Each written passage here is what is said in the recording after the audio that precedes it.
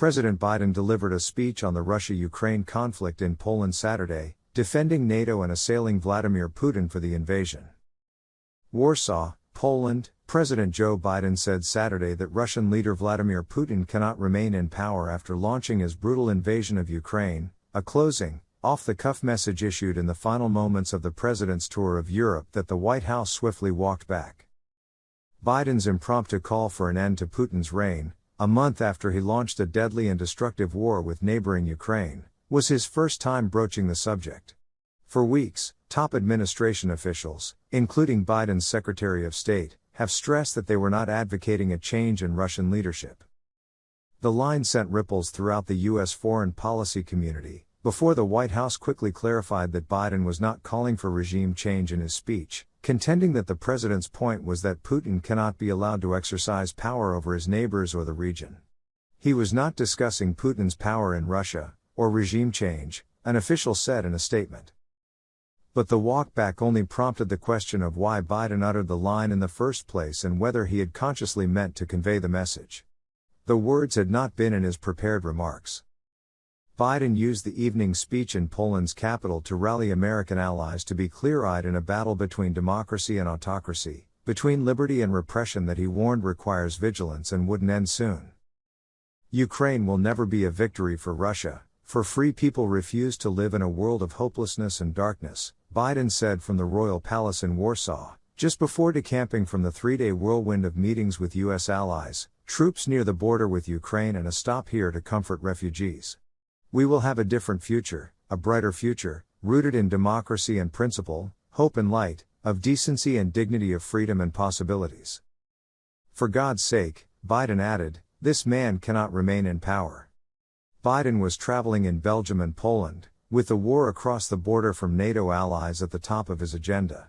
We stand with you, he told the roughly 1,000 attendees Saturday, including Polish President Andrzej Duda and U.S. Embassy staff. Period. Every generation has had to defeat democracy's moral foes. That's the way of the world. For the world is imperfect, as we know. Where the appetites and ambitions of a few seek to dominate the lives and liberty of many, Biden said. He started and ended the address discussing the lessons of Pope John Paul II, the late Catholic leader who is known in his native Poland as Jan Paweł II. Even before Biden's misstatement, the trip laid bare America's challenges and contradictions around Russia's unprovoked war. Biden was greeted as the leader of the free world, even describing himself as such at the summit in NATO. Yet he struggled to translate his diplomatic momentum abroad with Americans back home. And pressure continues from officials in Kyiv who argue the results of the West's collective actions have so far fallen short. Sanctions on Putin, which were ratcheted up again this week on oligarch allies, political luminaries and financial institutions, have dealt Moscow a profound economic blow. But together with defensive support, they've done little to halt Russia's war effort and instead are serving as another reminder of the allies' powerlessness to halt Putin's increasingly brutal assault on Ukraine. On Saturday, Biden focused on the billions of dollars in aid to Ukraine and crippling sanctions that strike at the heart of the Russian economy. And he held up the alliance's early resilience as proof that they are on the right side of history. There will always be demands for more to be done, and many of those will be correct, said Ian Lesser, vice president of the German Marshall Fund and an expert on NATO. But by almost any measure the trip has been a success. It's a vast symbolic success. And it was a necessary thing for him to do on many, many levels. Biden's late decision to go to Europe was motivated in part by fears of losing early momentum with a large coalition of allies, senior aides acknowledged this week. Earlier Saturday, Biden met with Ukraine's foreign and defense ministers, joined by Secretary of State Antony Blinken and Defense Secretary Lloyd Austin to brief the Polish on their war efforts. It was the president's first time meeting in person with Ukrainian Foreign Minister Dmytro Kuleba and Defense Minister Oleksiy Reznikov since the Russian invasion. Later, at the presidential palace in Warsaw, Biden sought to reassure Duda of the U.S.'s sacred commitment to defending NATO members. But it was Biden's stop at the refugee center inside a stadium that got to the personal nature of his appearance. There, he held a small girl and recalled how nearly every refugee he spoke with inside asked him to pray for family members fighting in the war back home. I remember what it's like when you have someone in a war zone. Every morning you get up and you wonder. You just wonder, Biden said after. You pray you don't get that phone call.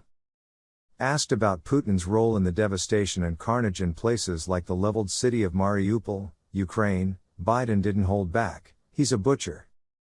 Biden said the fighting in Kyiv and Metropole and Kharkiv are the latest battles in a long struggle. Over the last 30 years, the forces of autocracy have revived all across the globe, he said in the speech. Its hallmarks are familiar ones: contempt for the rule of law, contempt for democratic freedom, contempt for the truth itself.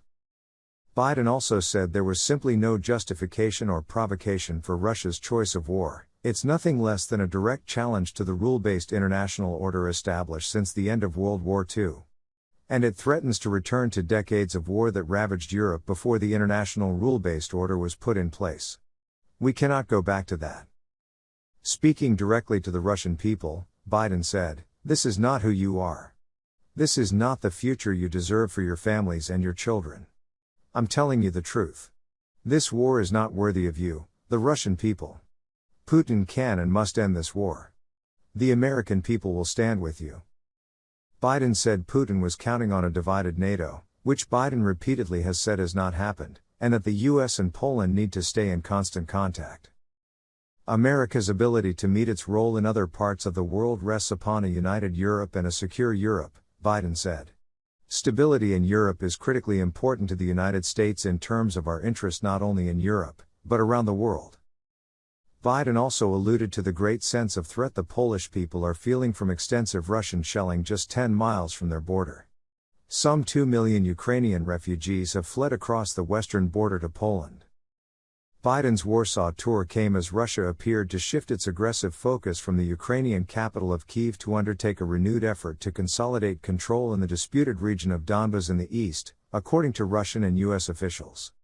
"We think they're trying to cut off the Donbas area," a senior defense official told reporters at the Pentagon Friday. "They are putting their priorities and their efforts in the east of Ukraine, and that's where still there remains a lot of heavy fighting."